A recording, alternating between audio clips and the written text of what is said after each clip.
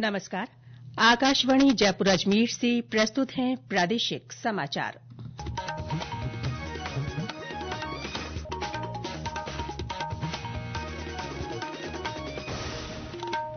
मुख्य समाचार। लोकसभा अध्यक्ष ओम बिरला आज पटना में अखिल भारतीय पीठासीन अधिकारियों के सम्मेलन का उद्घाटन करेंगे।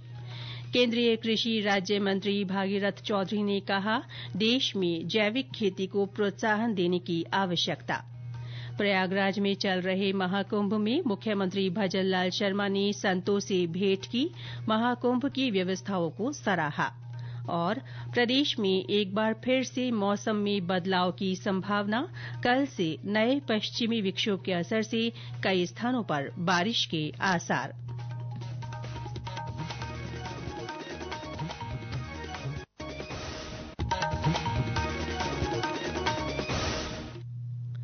समाचारों के साथ मैं रितिका गुप्ता। और अब समाचार विस्तार से। अखिल भारतीय पीठासीन अधिकारियों का सम्मेलन आज से पटना में शुरू हो रहा है। लोकसभा अध्यक्ष ओम बिरला इस सम्मेलन का उद्घाटन करेंगे। सम्मेलन में राज्यों और केंद्र शासित प्रदेशों के विधान मंडलों के पीठासीन अधिकारी और अन्य गणमान्य व्यक्ति भी उपस्थित रहेंगे।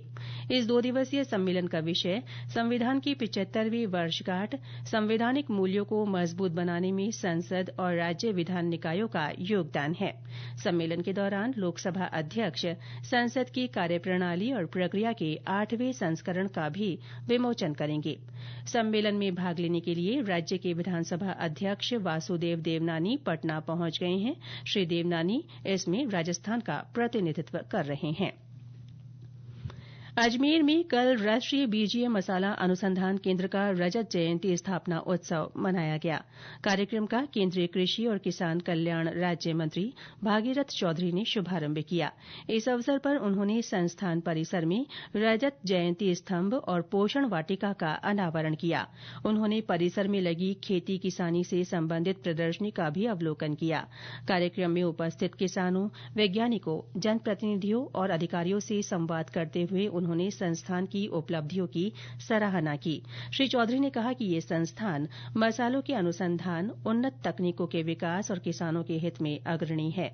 श्री चौधरी ने कार्यक्रम के बाद पत्रकारों से बातचीत में कहा कि देश में जैविक खेती को प्रोत्साहन देने की आवश्यकता है। जैविक खेती और प्राकृतिक खेती के ऊपर, नेचुरल खेती पर हमें जाना चाहिए। हमारे किसानों को इसके लिए प्रेरित करने की आवश्यकता है, क्योंकि जब लागत मूल्य इतना बढ़ जाएगा तो उससे धरती भी बीमार होगी। और पता है कि पंजाब से जो बीकानेर ट्रेन चलती है उसका नाम कैंसर ट्रेन पड़ रखा है।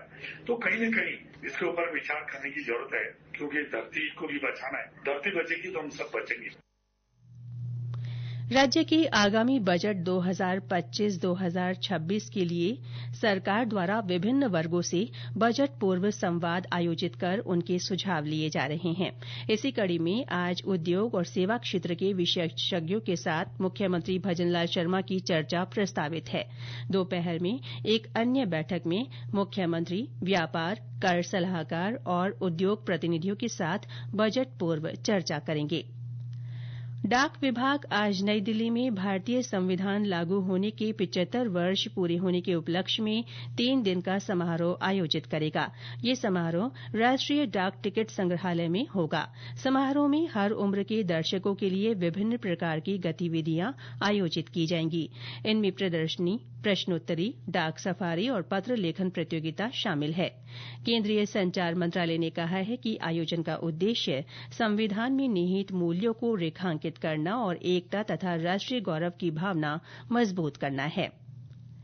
झालावाड़ में जिला कलेक्टर आज बचपन बचाओ, नशा और मोबाइल की लत मिटाओ थीम पर विद्यार्थियों को नशे और मोबाइल की लत के विरुद्ध शपथ दिलाएंगे। ये कार्यक्रम भवानी मंडी के दशहरा मैदान में आयोजित होगा। इस अभियान के दूसरे चरण में आज सभी सरकारी और गैर सरकारी विद्यालयों में संस्था प्रधान भी विद्यार्थियों को शपथ दिलाएंगे। कार्यक्रम में जिले में करीब 2 लाख विद्यार्थी एक साथ शपथ लेंगे। उधर पाली में मादक पदार्थों की तस्करी और नशा मुक्ति की रोकथाम के लिए आमजन और युवा पीढ़ी को जागरूक किया जा रहा है। इसके तहत जिले की ग्राम पंचायत, ब्लॉक और जिला स्तर पर निबंध, प्रश्नोत्तरी और भाषण प्रतियोगिता का आयोजन किया जाएगा। ये प्रतियोगिता सभी सरकारी और निजी विद्यालयों में कक्षा 9 से 12वीं के विद्यार्थियों के लिए होगी।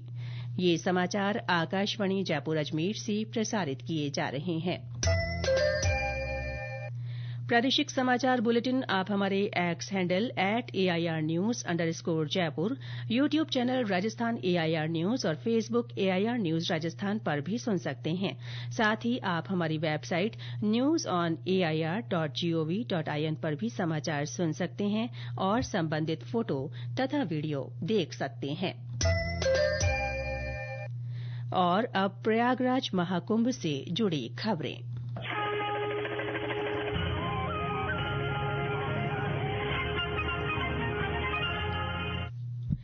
प्रयागराज में चल रहे महाकुंभ में मुख्यमंत्री भजनलाल शर्मा ने कल जूना पीठाधीश्वर आचार्य महामंडलेश्वर स्वामी अवधेशानंद महाराज, तुलसी पीठाधीश्वर जगतगुरु रामभद्राचार्य, निरंजनी पीठाधीश्वर महामंडलेश्वर कैलाशगिरी से भेंट की। इस अवसर पर पत्रकारों से बातचीत में मुख्यमंत्री ने कहा कि महाकुंभ एकता और समता का संगम है और उनके लिए इसका साक्षी बनना अभिभूत करने वाला है। उन्होंने महाकुंभ में श्रद्धालुओं के लिए की गई व्यवस्थाओं की सराहना भी की। प्रधानमंत्री नरेंद्र मोदी जी जो हमारे कहते हैं वो यहाँ दिख रहा है, विकास भी और विरासत भी। ये हमारी विरासत है, हमारी संस्कृति, हमारा विचार है।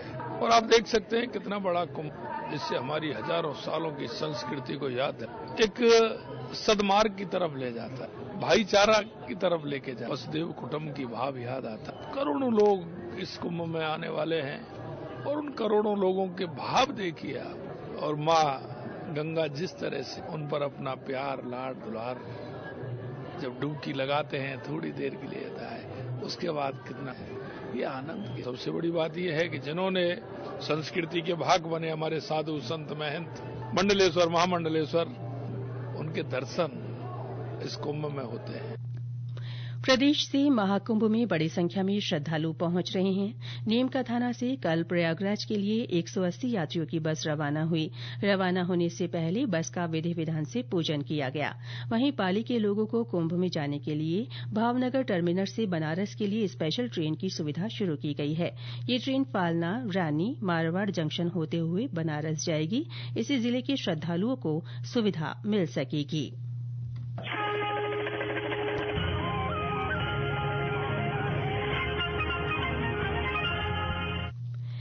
प्रदेश में मौसम में एक बार फिर बदलाव की संभावना है। मौसम विभाग के अनुसार कल नया पश्चिमी विक्षोभ सक्रिय होने से राज्य के उत्तरी पश्चिमी और उत्तर पूर्वी भागों में कहीं कहीं हल्की बारिश के आसार हैं।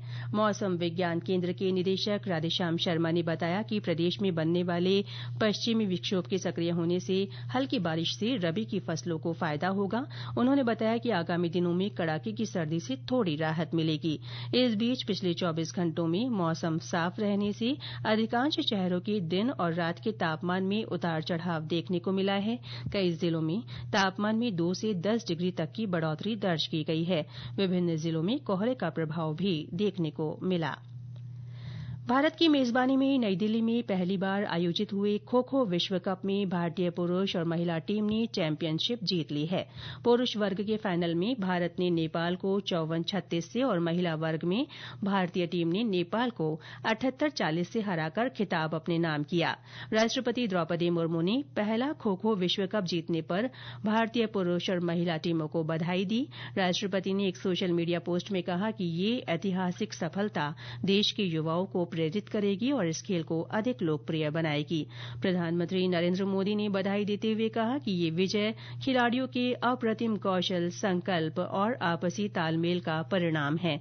उन्होंने कहा कि इस जीत ने देश के पारंपरिक खेलों की ओर ध्यान खींचा है। मुख्यमंत्री भजनलाल शर्मा ने भारतीय टीम के सभी प्रतिभाशाली खिलाड़ियों को स्वर्णिम भविष्य के लिए अनंत शुभकामनाएं दी हैं। उन्होंने कहा कि इस उपलब्धि ने देश को गौरवान्वित किया है। और अंत में मुख्य समाचार एक बार फिर।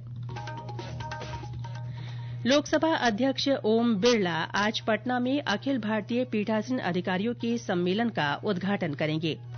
केंद्रीय कृषि राज्य मंत्री भागीरथ चौधरी ने कहा, देश में जैविक खेती को प्रोत्साहन देने की आवश्यकता। प्रयागराज में चल रहे महाकुंभ में मुख्यमंत्री भजनलाल शर्मा ने संतों से भेंट की, महाकुंभ की व्यवस्थाओं को सराहा। और प्रदेश में एक बार फिर से मौसम में बदलाव की संभावना, कल से नए पश्चिमी विक्षोभ के असर से कई स्थानों पर बारिश के आसार। इसके साथ ही प्रादेशिक समाचार बुलेटिन समाप्त हुआ। हमारा अगला बुलेटिन दोपहर 1 बजे प्रसारित किया जाएगा। नमस्कार।